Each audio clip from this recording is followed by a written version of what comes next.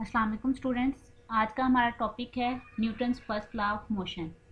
इससे पहले हम दो टर्म्स हैं हमारे पास, फोर्स एंड इनर्शिया, उसको हम डिफाइन करेंगे। देन हम Newton first law of motion को जो है वो एक्सप्लेन करेंगे।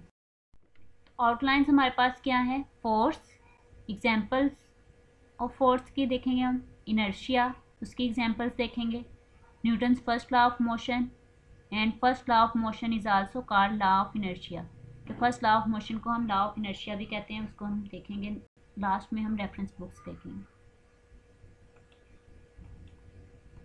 हम पहले पढ़ते हैं, फिर इसको एग्जांपल से मैं आपको अंडरस्टैंड करवाती हूँ कि जो हमारे पास फोर्स है, a force moves or tends, a force moves or tends to move, stops or tends to stop the motion of a body. कि अगर कोई भी बॉडी जो है अगर वो मूव कर रही है, तो अगर उसको स्टॉप करना हो देन हम फोर्स उस पर अप्लाई करते हैं, देन वो स्टॉप हो। अगर कोई बॉडी जो है वो रेस्ट में है, उसको हम चाह रहे हैं मूव करवाएं, देन भी हम उस पर फोर्स अप्लाई करते हैं, देन वो मूव करती है। फोर्स क्या है एक्चुअली में जो हम अप्लाई करते हैं? अब देखिए, आप डोर ओपन करते हैं रूम का, तो आप अपने हैंड से उस पर फोर्स अप्लाई करते हैं। ये जो हम हैंड से उसको ओपन करते हैं ना, इसको फोर्स अप्लाई करना कह रहे हैं। इसको हमने फिजिक्स की लैंग्वेज में जो वर्ड को मीनिंग दिया है वो फोर्स का दिया है, ठीक है, लफ्ज। तो अब जब दरवाज़ा ओपन करते हैं, आप डोर ओपन करते हैं, तो उसको उस पर आप फोर्स अप्लाई करते हैं। जब आपने उसको क्लोज करना है, देन फिर आप हैंड से उस पर जो है वो फोर्स अप्लाई करते हैं। तो इस तरह से अगर कोई गाड़ी जो है वो मूव कर रही है, ठीक है, मोशन में है, ठीक है, कि उसकी वेलोसिटी है वो मूव कर रही है। अब देखिए, जैसे ही आपने गाड़ी को अगर स्टॉप करवाना चाहते हैं, आप ब्रेक पर फोर्स अप्लाई करेंगे।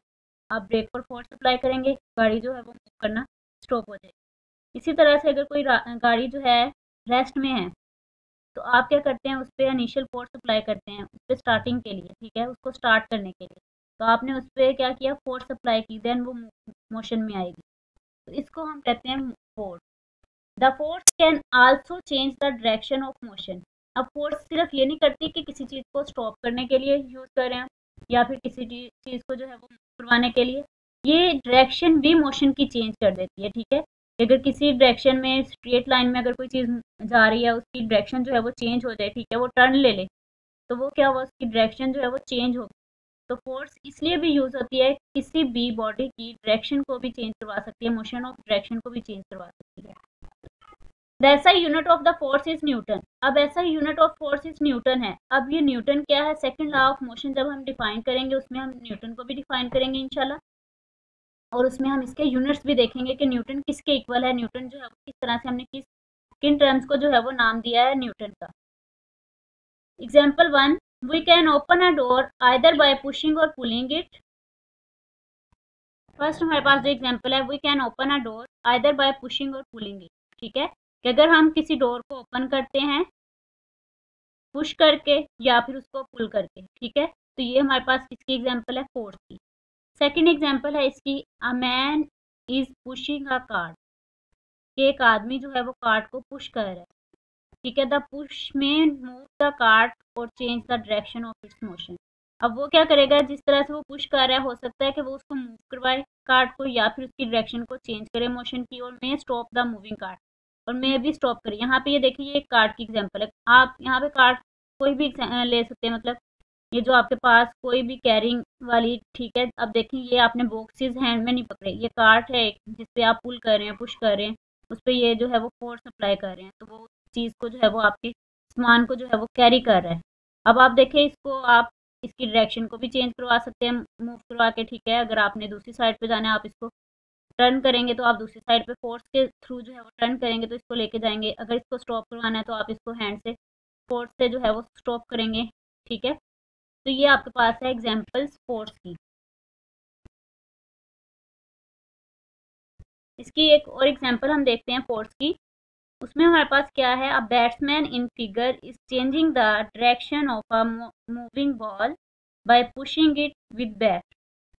कि ये एक देखिए बैट्समैन है, वो क्या कर रहा है, अब बॉल आएगा, जैसे ही वो बॉल को हिट करेगा, अब बॉल की क्या होगी, डायरेक्शन चेंज हो जाएगी, ठीक है, changing the direction of the moving ball. अब वो स्ट्रेट लाइन में आ रहा था बैट्समैन के तरफ, ठीक है।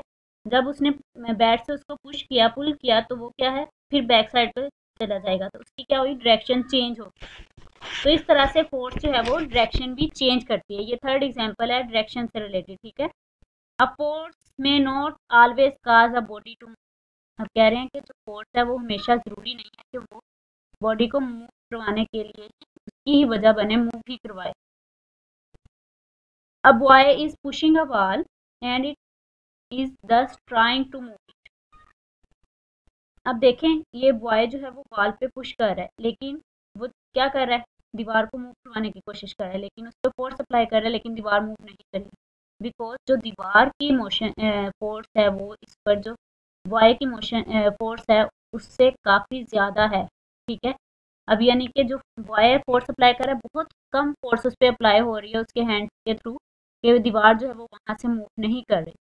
अगर वो इसी तरह से हैमर यूज़ कर ले, ठीक है, हथौड़ा यूज़ कर ले और उससे अगर वो हिट करे, उसको थोड़ा थोड़ा प्रेस, जितनी ज़्यादा वो फोर्स अप्लाई करेगा उतनी ही दीवार पे जो है वो रिएक्शन होगा। तो अब देखें ज़रूरी नहीं है कि वो बॉडी जो है वो मूव ही करे, इसका मतलब ये है, लेकिन फोर्स उस पर अप्लाई हो रही है लेकिन दीवार मूव नहीं कर रही।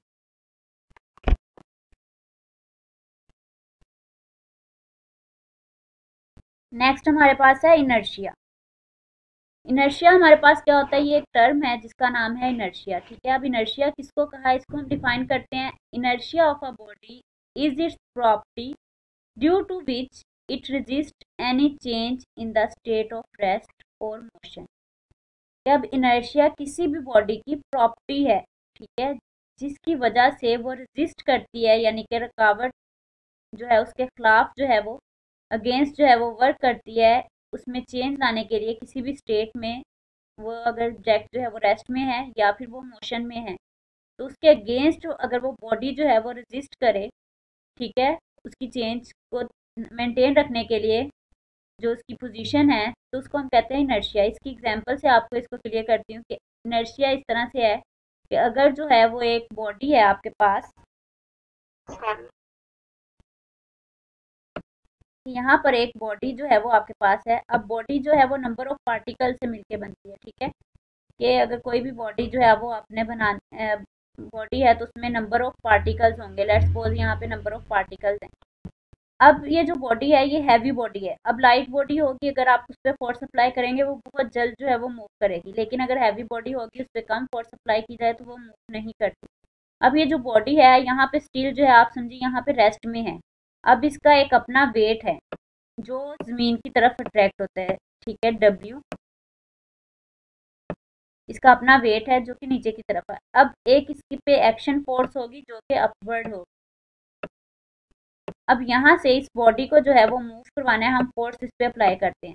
अब अगर इस इन दोनों की ये देखिए एक्शन और रिएक्शन की फोर्स का मतलब है उसको बैलेंस रख रही है कि यहाँ पे वो बॉडी पड़ी रहेगी। अब देखें इसकी एग्जांपल आप देखें रस्साकशी में, अगर आपका जो है वो आप करते हैं रस्साकशी, तो उसमें क्या करते हैं, दो साइड्स पे दो ग्रुप्स बने होते हैं। जो एक ग्रुप है वो अपनी तरफ खींचता है, दूसरा अपनी तरफ। अगर दोनों की फोर्स इक्वल लगेगी तो वो जो है वो सेंटर में रहेगा, किसी तरफ भी वो जो है वो रस्सी जो है वो मूव नहीं करती। तो इसका मतलब वो इक्विलिब्रियम पोजीशन में बैलेंस्ड है, उसकी दोनों तरफ की फोर्सेस क्या हैं, बराबर हैं। तो इसी तरह से ये जब बॉडी जब कहीं पे भी अगर पड़ी है या रेस्ट में है, उसमें भी इसी तरह से फोर्स होती हैं जो उसको बैलेंस किए रखती हैं। वहाँ पे एक वेट की फोर्स होती है, उसके अपने वेट की, और सेकंड उसके एक्शन की फोर्स। अब लेट्स सपोज ये फोर्स जो है वो 15 न्यूटन है। न्यूटन यूनिट है फोर्स का, इसलिए हम 15 के साथ न्यूटन बोलते हैं फोर्स को रिप्रेजेंट करने के लिए। अब आप ये जो आप अप्लाई कर रहे हैं उस पर फोर्स वो क्या है, 10 न्यूटन। अब 10 न्यूटन जब आप फोर्स उस पर अप्लाई करेंगे तो क्या ये बॉडी मूव करेगी, नहीं, क्योंकि इसकी अपनी फोर्स क्या है, ज़्यादा है, 15 न्यूटन है, जो इसको बैलेंस किए हुए है कि वहाँ से मूव नहीं करवा रही। बट अगर 10 से आप 20 न्यूटन या 30 न्यूटन फोर्स अप्लाई कर दें तो वो बॉडी जो है वो वहाँ से मूव करेगी, थोड़ा सा उसमें चेंज आ जाएगी, ठीक है। तो इस तरह से ये क्या है, जो बॉडी है वो खुद रेजिस्ट कर रही है, यानी कि अगेंस्ट उसमें चेंज लाने में, रेस्ट और मोशन की पोजीशन में चेंज लाने में रेजिस्ट करती है उसके अगेंस्ट फोर्स के। तो वो जो आपके पास प्रॉपर्टी होती है वो इनर्शिया कहलाती है उस बॉडी की, ठीक है। इसकी एक्सप्लेनेशन में देखें कि गलीलियो एक साइंटिस्ट का नेम है, ठीक है। सबसे पहले इसने ऑब्जर्व किया था कि it is easy to move और to stop the light objects then heavier. कि ये हमारे लिए इसने ऑब्जर्व किया कि जो छोटी लाइट वेटेड चीज़ें हैं यानी कि जिनका वेट बहुत कम है, स्मॉल मास है उनका, तो वो जो है वो इजीली मूव हम करवा सकते हैं या उनको हम स्टॉप करवा सकते हैं। लेकिन जो जो हमारे पास हैवी ऑब्जेक्ट्स हैं उनको हम जो है वो ज़्यादा फोर्स अप्लाई करेंगे तो देन हम उसको मूव करवा सकते हैं या उसको जो है वो स्टॉप करवा सकते हैं। तो उसने बस यही कहा था कि आप मूव और स्टॉप करवा सकते हैं हैवियर ऑब्जेक्ट्स की निस्बत लाइट ऑब्जेक्ट्स को जल्दी। न्यूटन जो है उसने फिर इसकी जो है वो कंट्राडिक्शन थी इसकी, न्यूटन ने क्या कहा कि न्यूटन ने इससे ये जो है वो अखज़ किया, नतीजा निकाला, concluded that every body resist to the change in the state of rest और of uniform motion in a straight line. उसने कहा कि अगर कोई भी ऑब्जेक्ट या कोई भी बॉडी जो है वो अगर मूव कर रही है तो वो तब तक अपनी पोजीशन जो है वो चेंज नहीं करती रेस्ट और मोशन की जब तक उस पर कोई एक्सटर्नल फोर्स जो है वो अप्लाई ना की जाए, और जो बॉडी है वो रेजिस्ट करती है उस बॉडी के, यानी कि वो अगर वो कोई ऑब्जेक्ट पड़ा हुआ है, टेबल पे बुक पड़ी है तो वो वहीं पे पड़ी रहती है, उस पर एक एक वेट की फोर्स अप्लाई हो रही है और एक उस पर एक्शन की फोर्स, तो वो क्या है रेजिस्ट करती है, वो वहां से मूव नहीं करती है। अब अगर आप उस पर फोर्स ज़्यादा अप्लाई करेंगे तो देन उसकी पोजीशन जो है वो वहां से चेंज होगी अगर वो स्ट्रेट लाइन में है। He called this property of matter as inertia. अब इस property of matter mean matter, यहाँ पे कोई भी आपको पता है, मैंने इसकी आपको पहले डेफिनेशन भी करवाई है कि anything occupy a space have a matter, ठीक है, कि जो चीज़ जगह घेरती है। अब कोई भी मैटर हो सकता है, आपके पास अगर बुक है उसको आप एज अ मैटर कंसीडर करें, तो वो क्या कह रहा है कि दिस प्रॉपर्टी ऑफ मैटर के जो भी आपके पास ऑब्जेक्ट या कोई भी बॉडी जो आप ले रहे हैं वो क्या है, इनर्शिया होगी। कब? अगर वो रेजिस्ट करेगी उसके अगेंस्ट, ठीक है, अगर हम फोर्स अप्लाई कर रहे हैं देन वो वहां से मूव नहीं कर रही तो वो उसके अगेंस्ट जो है वो रेजिस्ट कर रही है, रुकावट बन रही है वहां से मूव करने के लिए, तो फिर वो क्या है, इनर्शिया की प्रॉपर्टी है उस बॉडी में, इसने ये कहा था। लेकिन उसने क्या कहा था कि जस्ट हम मूव करवा सकते हैं या स्टॉप करवा सकते हैं अगर ऑब्जेक्ट्स हैं आपके पास हैवी या लाइटर, लाइटर को आप जल्दी, लेकिन उसने रेजिस्ट वाली प्रॉपर्टी को डिफाइन नहीं किया था गैलीलियो ने, जिसको न्यूटन ने जो है वो फर्दर बताया कि सिर्फ हम ऑब्जेक्ट्स को स्टॉप या मूव नहीं करवाते, उस बॉडी की, उस ऑब्जेक्ट की अपनी भी एक प्रॉपर्टी होती है जो उस फोर्स के अगेंस्ट जो है वो रेजिस्ट करती है, तो उसको हम कहते हैं इनर्शिया। तो नेक्स्ट हमारे पास जो इनर्शिया की एग्जांपल है, इससे हम इसको और अंडरस्टैंड करते हैं, क्लियर करते हैं। एग्जांपल ये है, take a glass and cover it with a piece of cardboard. Cardboard की जगह पे आप पेपर भी लिख सकते हैं, ठीक है, पेपर ज़्यादा इजी वर्ड है तो आप यहाँ पे लिख लें paper,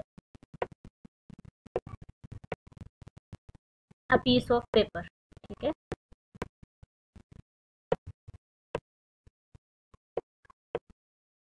take a glass and cover it with a piece of paper, क्या आपने कोई ग्लास लेना है, उसको कवर करना है पेपर के साथ। Place a coin on the cardboard, यानी कि ऑन द पेपर। अब आप क्या करें, एक क्वाइन लें, सिक्का लें कोई भी, उस पेपर के ऊपर रख दें as shown in the figure, जैसा कि इस फिगर में दिखाया गया। ये देखिए ये ग्लास है, उसके ऊपर ये पेपर शीट रखी है आपने, उसके ऊपर कॉइन रख दिया।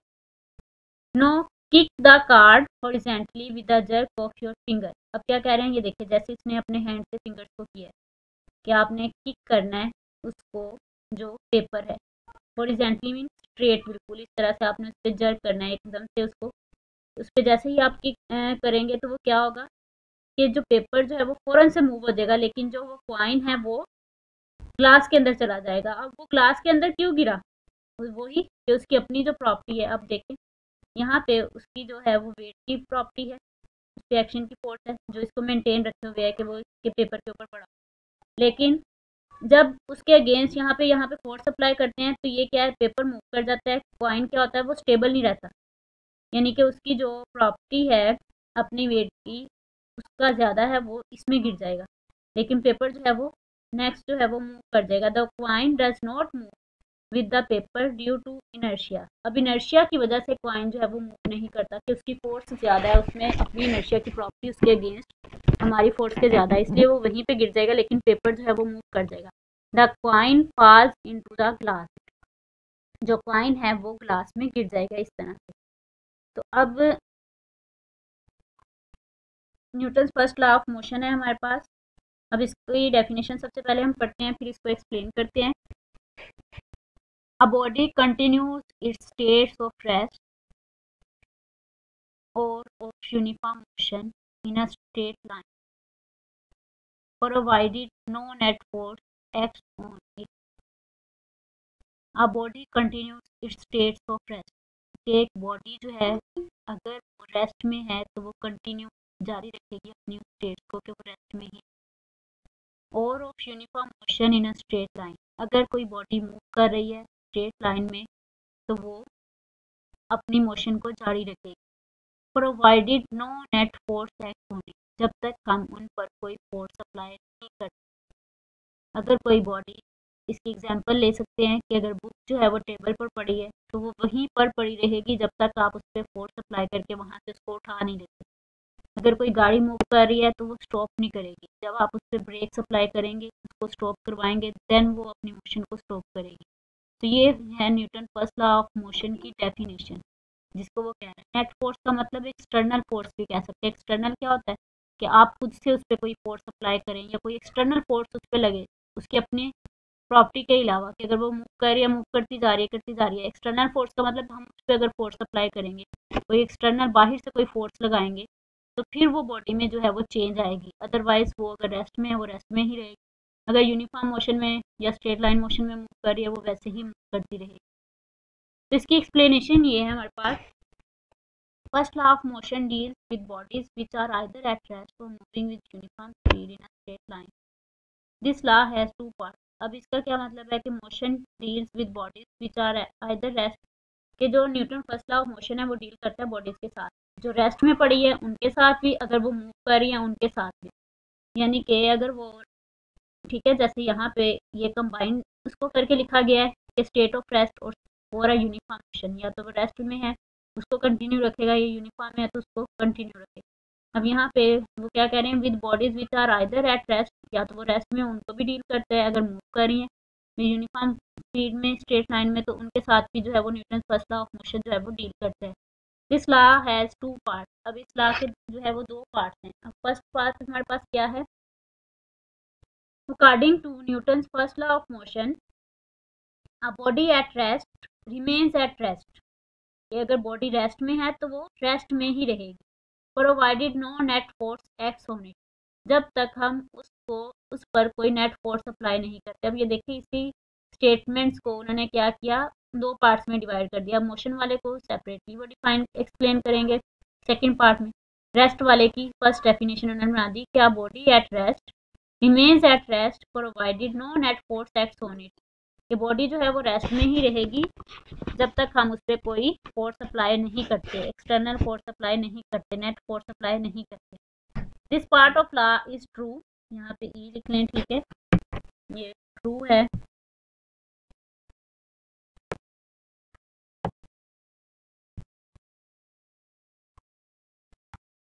This part of law is true as we observe that objects do not move. ये पार्ट जो है वो कहते लॉ क्या है, दुरुस्त है, जैसे हम ऑब्जर्व करते हैं कि ऑब्जेक्ट्स जो है वो मूव नहीं कर रहे बाय देमसेल्फ, खुद ब खुद कोई भी चीज़ मूव नहीं कर रही। मतलब अगर बुक वहीं पे पड़ी है वो खुद चल के कहीं नहीं जाएगी, वो मूव नहीं करेगी। अनलेस समवन मूव्स देम, जब तक उस पर कोई जो है उसको मूव करवाने की कोशिश ना करे, वो खुद ब खुद वहाँ से चीज़ें जो है वो मूव नहीं करती।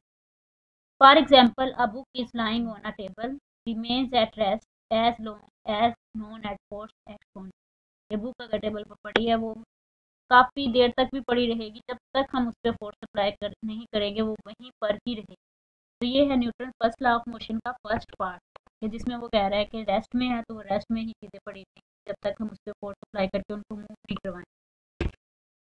नेक्स्ट हमारे पास हम ये पढ़ रहे हैं Newton first law of motion, इसका second part, a moving object does not stop moving by itself, कि एक जो मूविंग ऑब्जेक्ट है वो स्टॉप नहीं करेगा खुद ब खुद। A ball rolled on a rough ground stops earlier than that rolled on a smooth ground. अब ये रफ ग्राउंड और स्मूथ ग्राउंड का मतलब ये है कि स्मूथ ग्राउंड बिल्कुल प्लेन है आपके पास, ठीक है, आप अगर मूव कर रहे हैं वो बिल्कुल प्लेन वहाँ पे है, जो आपके पास जो है वो ग्राउंड जो है, जो ज़मीन का पार्ट है वो क्या है, बिल्कुल स्मूथ है, स्ट्रेट है। तो वहाँ पर जो बॉल अगर मूव कर रहा है तो वो क्या होगा, जल्दी स्टॉप नहीं होगा। किसके अकॉर्डिंग, रफ ग्राउंड के।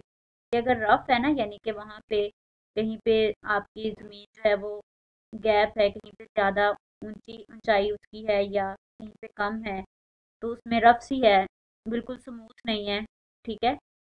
तो उसमें आपको क्या होगा कि अ ball rolled on a rough ground stops early, तो उसमें क्या है, बॉल जो है वो जल्दी स्टॉप हो जाता है। जैसे इसकी एग्जांपल मैंने पहले भी आपको बताई, आप जा रहे हैं, अगर जंप आती है तो वो आपकी स्पीड को स्लो कर देता है, ठीक है, वो रुकावट आ जाती है, वहाँ पे स्मूथ पाथ नहीं रहता। अगर स्मूथ रहेगा तो आपकी स्पीड भी उतनी रहेगी और आपकी गाड़ी जो है वो भी मूव करती रहेगी।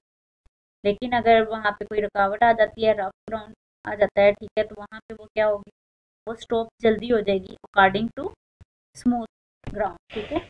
It is because tough surface offer greater friction. अब यहाँ पे ये टर्म यूज की है फ्रिक्शन की। ये जो फोर्स अगेंस्ट अप्लाई होती है ना, जिसकी वजह से आप रुक जाते हैं, उसको हम फ्रिक्शन की फोर्स बोलते हैं। फिजिक्स की लैंग्वेज में इसको फ्रिक्शन का नाम देते हैं। If there would be no force to oppose the motion of a body, then the moving body would never stop. अगर कोई भी फोर्स जो है वो उस पर अप्लाई नहीं होती अगेंस्ट द मोशन के, तो वो बॉडी जो है वो मूव ही करती रहेगी, स्टॉप नहीं होगी कभी, ठीक है।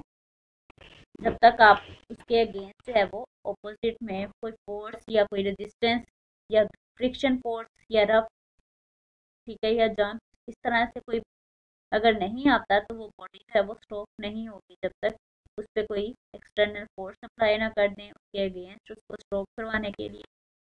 दस the Newton's law of motion states that, अब इससे न्यूटन्स लॉ ऑफ मोशन की स्टेट्स क्या निकली, जो अभी हमने पहले भी पढ़ी।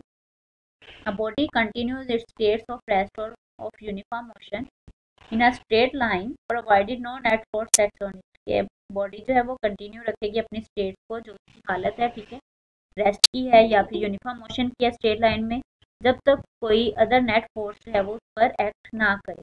ये बुक वाली एग्जांपल है कि एक टेबल है, उस पर पड़ी हुई है, वो उसी पर रहेगी जब तक आप उस पर एक्सटर्नल फोर्स अप्लाई नहीं करेगी, वो वहाँ से मूव नहीं करेगी। तो ये था Newton second law of motion. अब एग्जाम्स में अगर आपको आ जाए कि लॉ ऑफ इनर्शिया लिखें, ठीक है, तो फिर जो आप लिखेंगे वो Newton first law of motion ही लिखेंगे, ठीक है, ये इसका सेकंड नेम है। तो आपको इस तरह से भी आ सकता है एग्जाम। अब ये वाली जो स्लाइड है, इसका आपके लिए इसलिए इसको मैंने इंक्लूड किया है कि आपको समझा सकूँ कि आपको इसको लॉ ऑफ इनर्शिया क्यों कहते हैं, Newton first law of motion को। दोनों की स्टेटमेंट आपने सेम जो है वो किया आपका लॉ, ठीक है। इसको इनर्शिया लॉ क्यों कहते हैं, इसकी हम डेफिनेशन देख लेते हैं। Since Newton's first law of motion deals with the inertial property of matter, therefore Newton's first law of motion is also known as law of inertia।